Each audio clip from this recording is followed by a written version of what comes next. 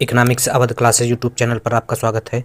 आज की इस क्लास में हम लोग जून 2010 यूजीसी नेट का अर्थशास्त्र विषय का पेपर सॉल्व करेंगे।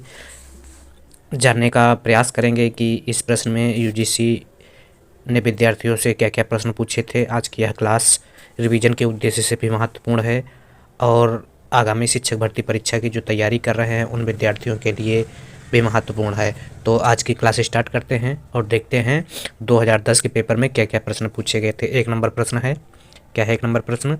मार्शल का उपभोक्ता व्यवहार सिद्धांत आधारित है योगात्मक उपयोगिता की परिकल्पना पर, स्वतंत्र उपयोगिताओं की परिकल्पना पर, कमजोर क्रमबद्ध स्थापना पर, और ए और बी दोनों सही हैं।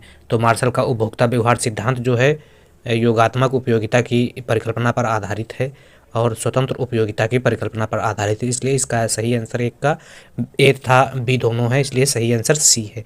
अगला 2 नंबर प्रश्न है। 2 नंबर प्रश्न क्या कह रहा है? निम्नलिखित कथनों पर ध्यान दीजिए। सामान्य वस्तुओं के लिए आय प्रभाव धनात्मक होता है, तो ठीक है, सामान्य वस्तुओं के लिए आय प्रभाव धनात्मक होता है। उत्कृष्ट वस्तुओं के मामले में आय प्रभाव शून्य होता है, नहीं, उत्कृष्ट वस्तुओं के मामले में भी आय प्रभाव धनात्मक होता है, शून्य नहीं होता, यह गलत है। और अगला कथन है सारी गिफिन वस्तुएं निकृष्ट वस्तुएं हैं, परंतु सारी निकृष्ट वस्तुएं गिफिन वस्तु नहीं हैं। सारी गिफिन वस्तुएं निकृष्ट वस्तुएं हैं, हाँ ठीक है, परंतु सारी निकृष्ट वस्तुएं गिफिन वस्तुएं नहीं हैं, हाँ यह भी सही है। अगला है 4 नंबर, निकृष्ट वस्तुओं के मामले में आय प्रभाव ऋणात्मक होता है, हाँ निकृष्ट वस्तुओं के मामले में आय प्रभाव जो है ऋणात्मक होता है। तो इसलिए 2 नंबर प्रश्न में एक कूट में उत्तर देना है, तो एक आंसर सही है, 3 सही है और 4 सही है। जिस ऑप्शन में होगा वही आंसर हो जाएगा। 1 2 3 4 3 और 4, तो डी आंसर सही है। अगर आय प्रभाव की बात की जाए तो आय प्रभाव किसे कहते हैं?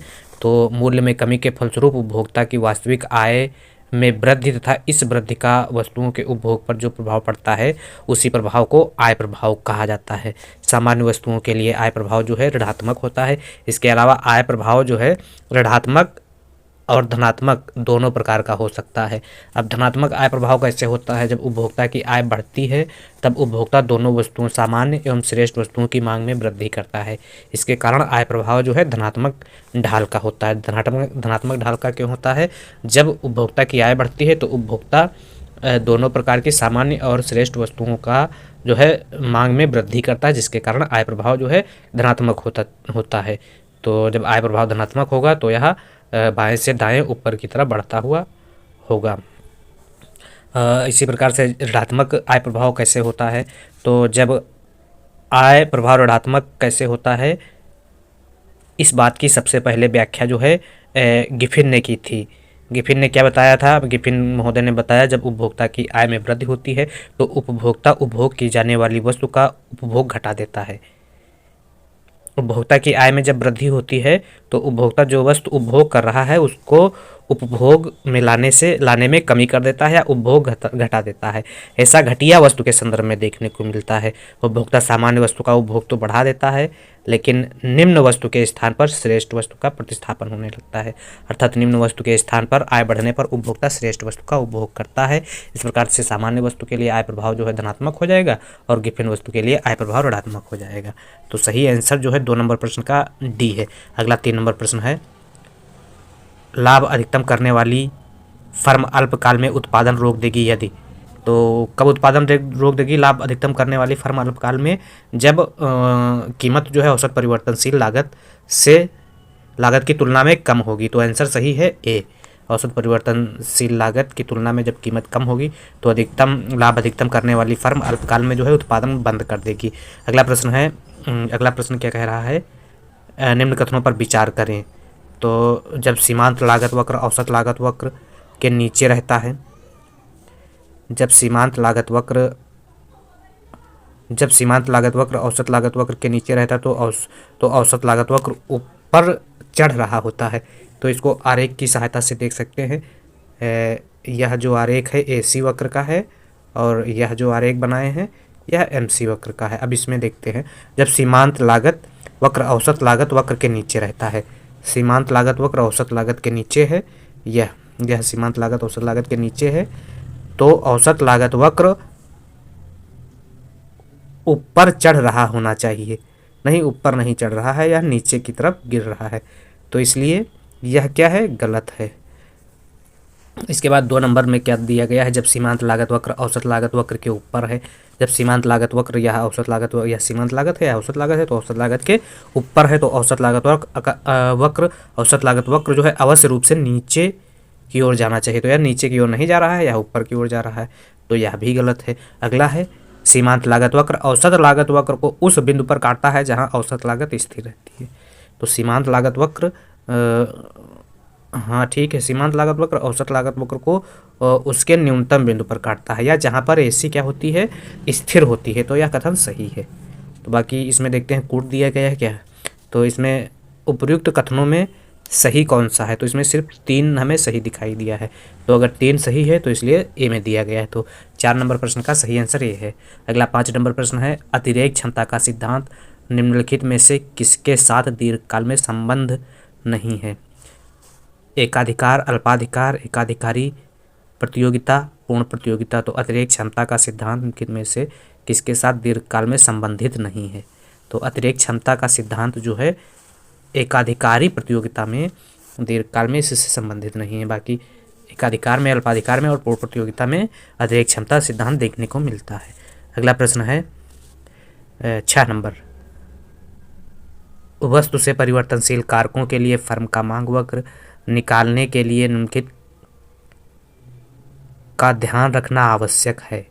वस्तु से बहुत से परिवर्तनशील कारकों के लिए फर्म का मांग वक्र निकालने के लिए निम्नलिखित या निम्नांकित का ध्यान रखना आवश्यक है। किसका, कारक कीमत में परिवर्तन की बाह्य प्रभाव, कारक कीमत में परिवर्तन का आंतरिक प्रभाव, एकाधिकारी शोषण, क्रेताधिकारी शोषण, तो इसमें जो सही आंसर होगा वह है कारक कीमत में परिवर्तन का बाह्य प्रभाव जो होगा सही आंसर। अच्छे का सही आंसर ए है। अगला 7 नंबर प्रश्न है, एजवर्थ उत्पादन बॉक्स में संतुलन की संभावित स्थितियों में, एजवर्थ उत्पादन बॉक्स में संतुलन की संभावित स्थितियों में क्या होगा, सम उत्पाद वक्र एक दूसरे को स्पर्श करते हैं,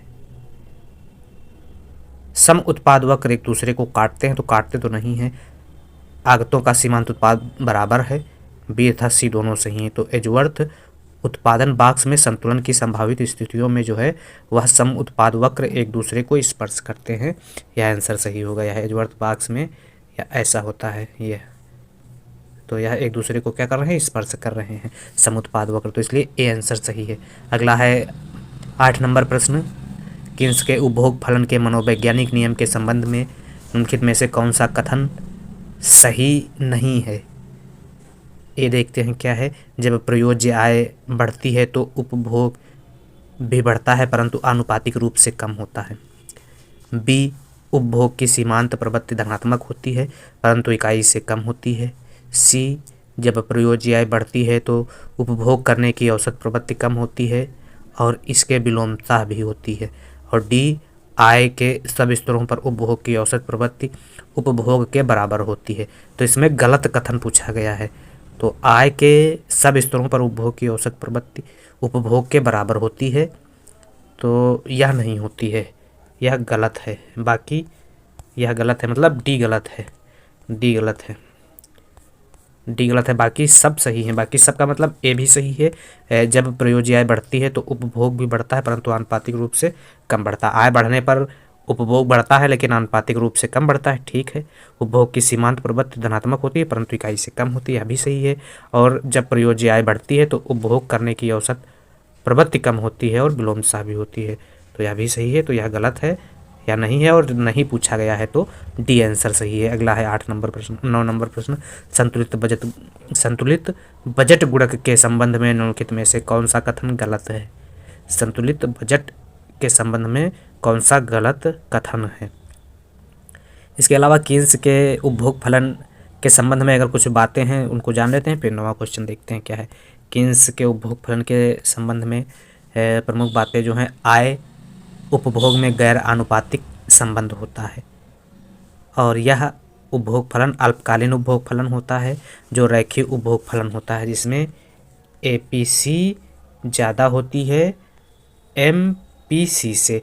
APC ज़्यादा होती है MPC से, और यह इसका आरेख जो है मूल बिंदु से थोड़ा सा ऊपर होता है। C बराबर होता है A प्लस BY, जिसके x अक्ष पर आय का स्तर और y अक्ष पर उपभोग स्तर को दिखाया गया है। APC सदैव क्या होती है, स्थिर रहती है। यह APC जो है MPC से ज़्यादा रहती है, लेकिन सदैव स्थिर रहती है। आय बढ़ने पर APC गिरती है तथा MPC भी गिरती है, और आय बढ़ने पर APS बढ़ती है तथा MPS भी बढ़ती है।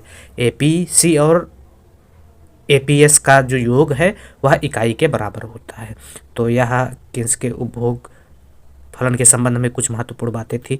अगला जो प्रश्न है वह है 9 नंबर प्रश्न, संतुलित बजट गुणक के संबंध में निम्नांकित में से कौन सा कथन गलत है। ये में क्या दिया गया है, स्वायत्त करों के मामले में संतुलित बजट गुणक का मूल्य इकाई के बराबर होता है।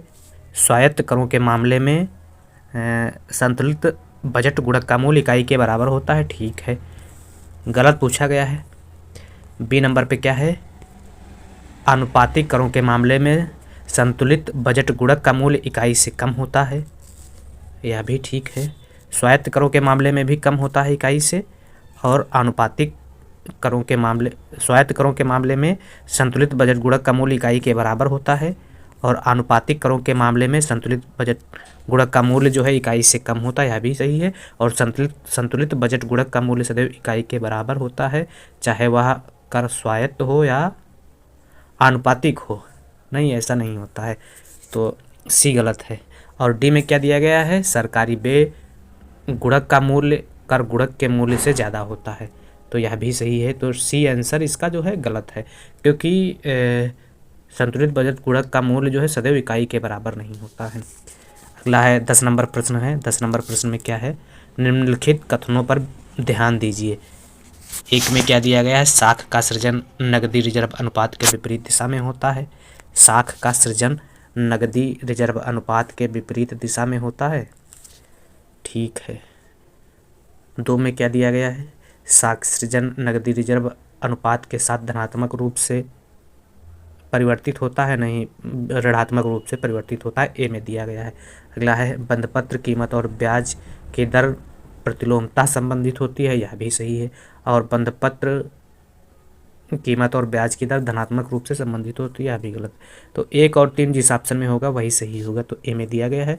10 का सही आंसर ए है। अगला 11 नंबर प्रश्न है, यह दिए होने पर कि सी लोगों के पास करेंसी है और डी मांग जमा को व्यक्त कर रहा है, टी सर्वाधिक जमा को व्यक्त कर रहा है, और आर जो है वाणिज्यिक बैंकों के पास नकदी शेष है, तो उच्च स्तरीय हाई पावर मुद्रा की व्याख्या, तो हाई पावर मुद्रा की एच बराबर होता है C+R। सिंपल क्वेश्चन है, तो C+R बी में दिया गया है, तो 11 का सही आंसर बी है। अगला 12 नंबर प्रश्न है, जिसमें सी का मतलब होता है कैश रिजर्व रेशियो और लोगों के पास करेंसी, और आर का मतलब होता है रिजर्व रेशियो या वाणिज्यिक बैंकों के पास नकदी जमा को कहते हैं। तो इस प्रकार से 11 का सही आंसर बी है। अगला 12 नंबर प्रश्न है, यह अवधारणा कि मौद्रिक मजदूरी स्फीति और बेरोजगारी के बीच विपरीत संबंध है मूलतः किसने प्रतिपादित की।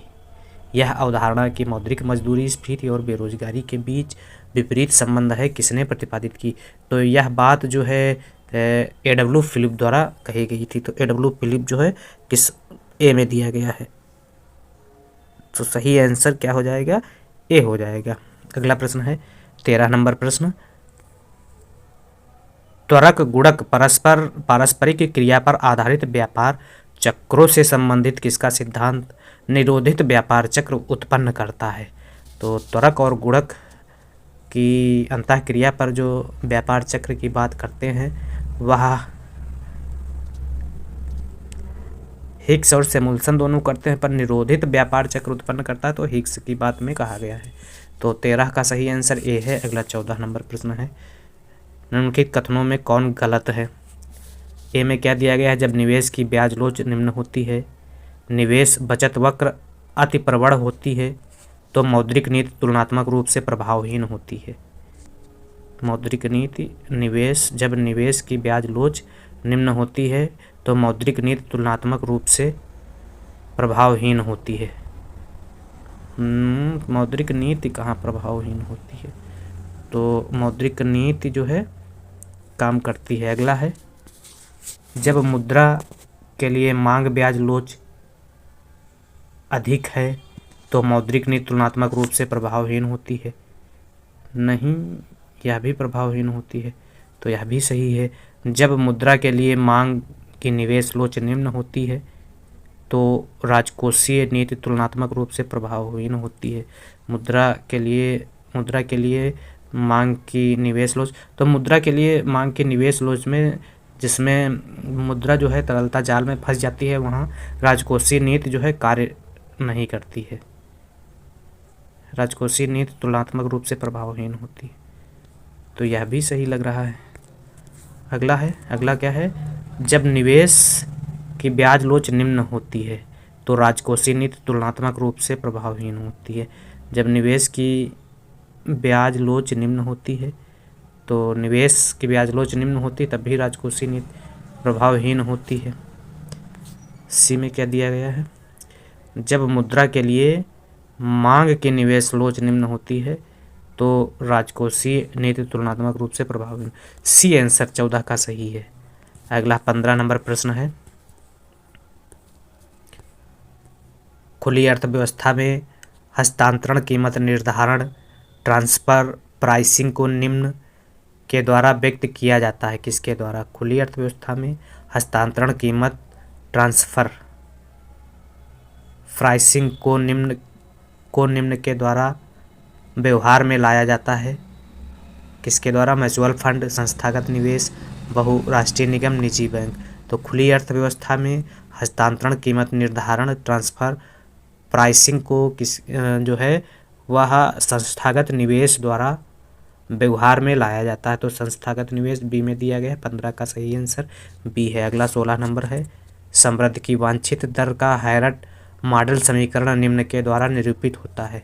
तो वांछित दर में हैरड जो है यस अपान वाई द्वारा समीकरण को निरूपित करने की बात करते हैं।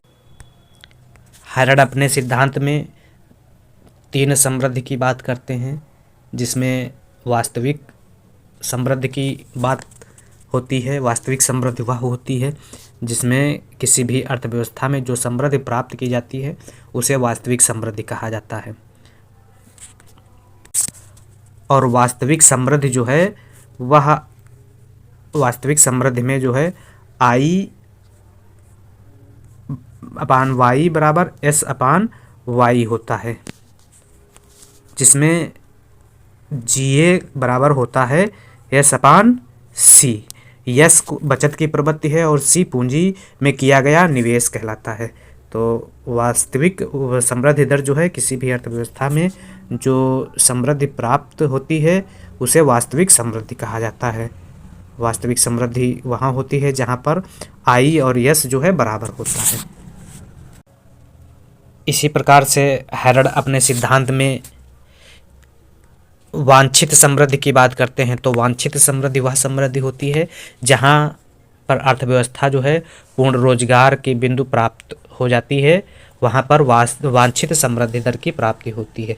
और वांछित समृद्धि दर एक बार उद्यमी इस समृद्धि को प्राप्त कर लेता है तो इस समृद्धि को छोड़ने के लिए तैयार नहीं होता है, क्योंकि यहाँ पर उद्यमी को लाभ अधिक मिलता है और यहाँ अर्थव्यवस्था अधिकतम समृद्धि प्राप्त करती है।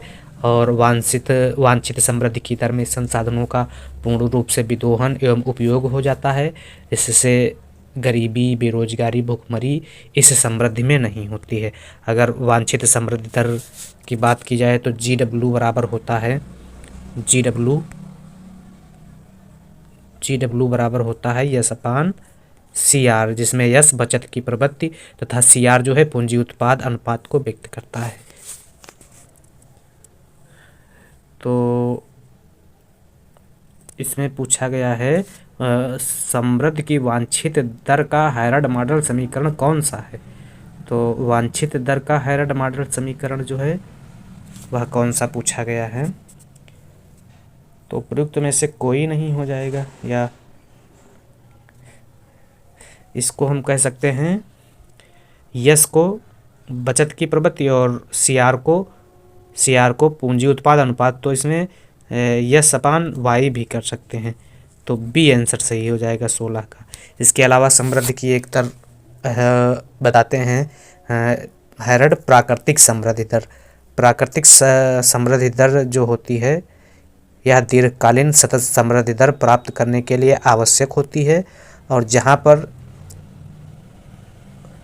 वांछित वास्तविक और प्राकृतिक समृद्धि दर बराबर होती हैं, वहाँ पर जो है संतुलन की स्थिति होती है। प्राकृतिक समृद्धि दर में किसी भी प्रकार की स्थिरता देखने को नहीं मिलती है, और अगर अस्थिरता उत्पन्न होती है तो अर्थव्यवस्था चाकूधार समस्या में फंस जाती है, अर्थात अर्थव्यवस्था गतिहीनता की स्थिति में आ जाती है। तो चाकूधार समस्या की बात जो है हैरड अपने सिद्धांत में करते हैं। तो हैरड अपने सिद्धांत में वास्तविक, वांछित और प्राकृतिक समृद्धि दर की बात करते हैं, और दिए गए समीकरणों में यह समीकरण बी नंबर का जो है हैरड के वांछित दर का समीकरण निरूपित है। तो सही आंसर 16 का बी है। अगला 17 नंबर, HDI सूचकांक सर्वप्रथम किसने विकसित किया? तो HDI सूचकांक जो है UNDP द्वारा विकसित किया गया था, और पहला मानव विकास सूचकांक 1990 में प्रकाशित किया गया। अच्छा, HDI सूचकांक UNDP संस्था ने विकसित किया था, लेकिन मुख्य रूप से महबूब उल हक एवं अमर्त्य सेन, यह दो अर्थशास्त्री जो है मानव विकास सूचकांक के निर्माण में अपना महत्वपूर्ण योगदान देते हैं। अगला प्रश्न है 18 नंबर प्रश्न, निम्नलिखित में से कौन सा राजकोषीय नीति का उपकरण नहीं है? तो राजकोषीय नीति का उपकरण सार्वजनिक आय राजकोषीय नीति का उपकरण है, सार्वजनिक व्यय राजकोषीय नीति का उपकरण है, सार्वजनिक ऋण राजकोषीय नीति का उपकरण है। नगदी रिजर्व अनुपात जो है CRR, यह मौद्रिक नीति का उपकरण है। तो नहीं है पूछा गया, तो 18 का डी आंसर सही है। 19 नंबर प्रश्न है, विश्व व्यापार संगठन का डायरेक्टर जनरल कौन है? तो उस समय पास्कल लेमी थे, और वर्तमान में विश्व व्यापार का डायरेक्टर जनरल जो है वह नगोजी ओकोंजी हैं, जो नकोजी अकोंजी इवेला से याद रख सकते हैं, सिर्फ इवेला से। पूरा नाम जो है इनका नगोजी ओकोंजो इवेला, जो नाइजीरिया के निवासी हैं, और 1 मार्च 2021 से 31 अगस्त 2025 तक इनका कार्यकाल है। इसके अलावा कुछ अंतर्राष्ट्रीय वित्तीय संस्थाओं के प्रमुखों को और जान लेते हैं, जिसमें न्यू डेवलपमेंट बैंक के प्रमुख जो हैं वह मार्केस प्रोडो ट्रायोज हैं, जो ब्राज़ील के निवासी हैं। विश्व बैंक के प्रमुख जो हैं अजय बंगा जी हैं, जो भारत के निवासी हैं। IMF के प्रमुख क्रिस्टीना जॉर्जिवा हैं, और एशियन विकास बैंक के प्रमुख का नाम जो है मसातो कोंडा है। तो इस प्रकार से यहाँ कुछ प्रमुख अंतर्राष्ट्रीय बैंकों के प्रमुखों के नाम थे। अगला प्रश्न है 20 नंबर, वैश्वीकरण के अंतर्गत सरकार की भूमिका क्या होती है? शून्य होती है, अधिकतम होती है, न्यूनतम होती है, मध्यम होती है। तो वैश्वीकरण के अंतर्गत सरकार की भूमिका जो होती है वह न्यूनतम होती है, तो 20 का सही आंसर सी है। अगला 21 नंबर प्रश्न है, भारत में राज्य सरकार के राजस्व का सर्वाधिक महत्वपूर्ण स्रोत निम्नलिखित में से कौन सा है? तो राज्य सरकार का सर्वाधिक महत्वपूर्ण स्रोत जो है वह विक्रय कर है, बी आंसर सही है। अगला प्रश्न है 22, किस सिद्धांत का अनुप्रयोग करने से करारोपण में सर्वाधिक समता प्राप्त की जा सकती है? समनिरपेक्ष त्याग, समान सीमांत त्याग, लाभ, समान आनुपातिक त्याग। तो समान आनुपातिक त्याग सिद्धांत का प्रयोग करके करारोपण में सर्वाधिक समता प्राप्त की जा सकती है, तो 22 का सही आंसर डी है। अगला 23 नंबर प्रश्न है, भारत में राजकोषीय घाटे का सही माप निम्नलिखित में से कौन सा है? कुल राजस्व प्राप्तियों की तुलना में कुल राजस्व व्यय अधिक, कुल राजस्व प्राप्तियां धन या प्लस, ऋणोत्तर पूंजी प्राप्तियों की तुलना में कुल व्यय का आधिक्य। ठीक है, तो राजकोषीय घाटा जो हो, सरकार का जितना घाटा होता है उसमें कुल व्यय को घटा दिया जाता है। राजकोषीय जितना ऋण होता है सरकार का राजकोषीय घाटे के अंतर्गत आता है, तो बी आंसर सही है 23 का। अगला 24 नंबर प्रश्न है,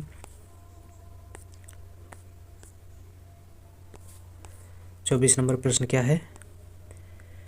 विशुद्ध सार्वजनिक वस्तु की सीमांत लागत।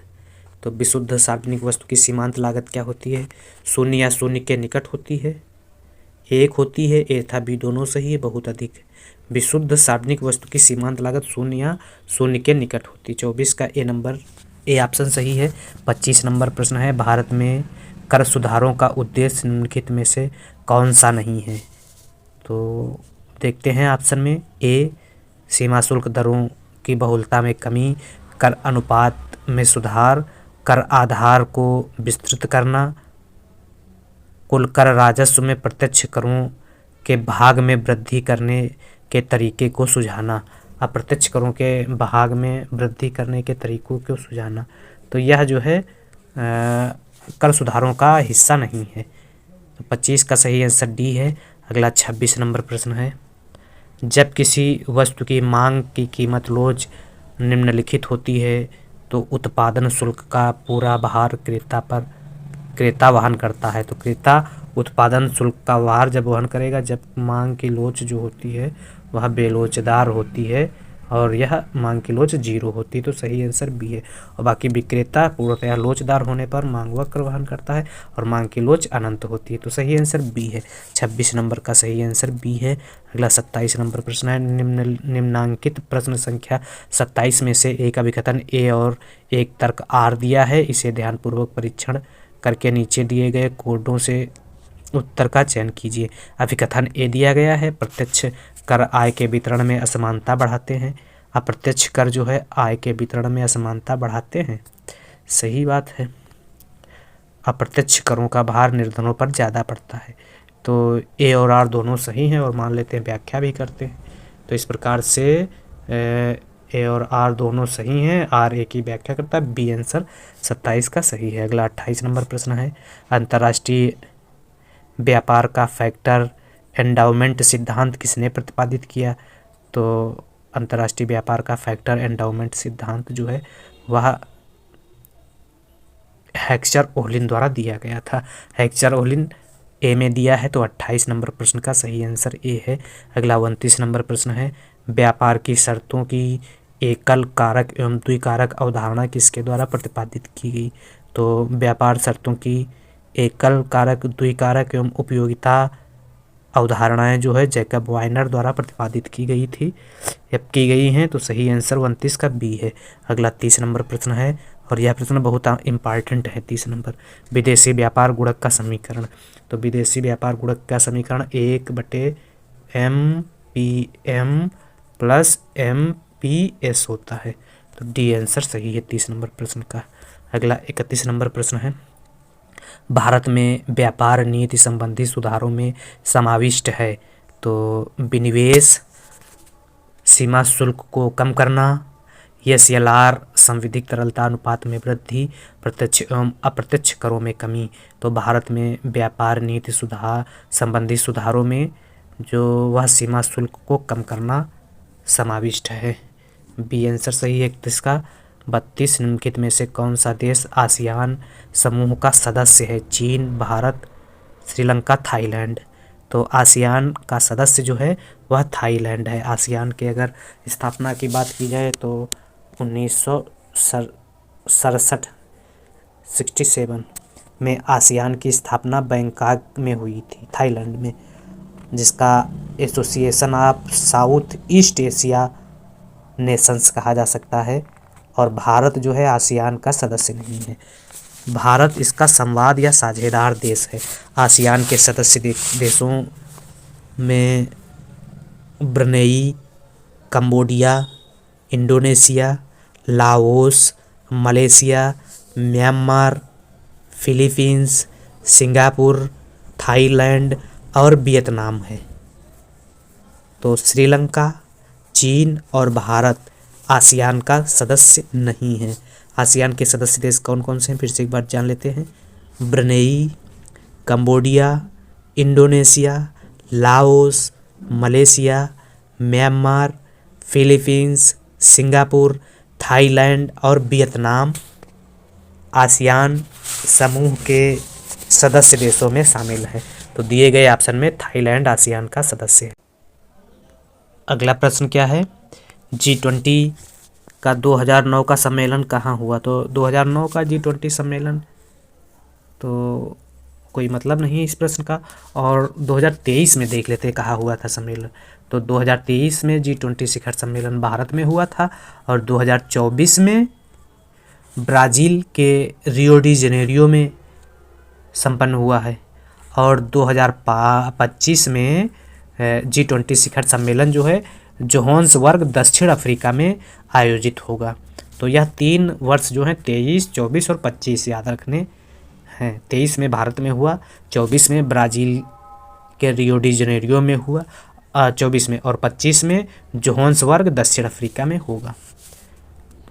अगला प्रश्न है 34, 6 लाल, 4 हरी और 5 काली गेंदों से भरे थैले में से एक गेंद यादृच्छिक ढंग से निकाली जाती है। यह गेंद लाल या हरी है, इस तथ्य की प्रायिकता ज्ञात कीजिए। तो इसको इस सूत्र से निकाल सकते हैं। तो सही आंसर ए है 34 का। अगला 35 नंबर प्रश्न देखते हैं क्या पूछ रहा है।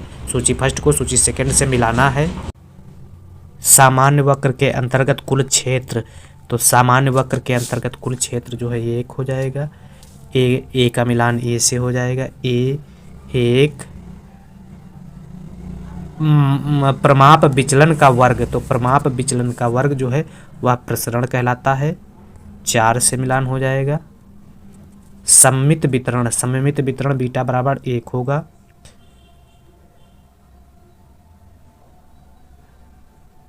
सममित वितरण बीटा बराबर 1 होगा।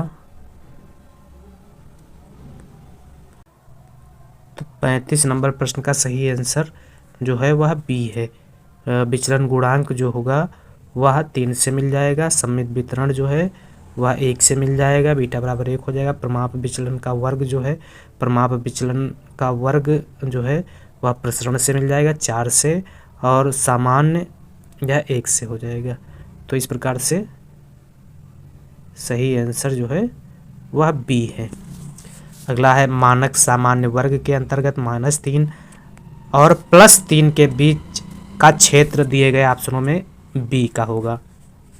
और अगला, यदि निर्धारण गुणांक 0.12 है और एक प्रतिगमन गुणांक 0.3 है, तो दूसरे प्रतिगमन गुणांक का मूल्य क्या होगा? तो दूसरे प्रतिगमन गुणांक का मूल्य जो है वह 4 होगा। अगला 38,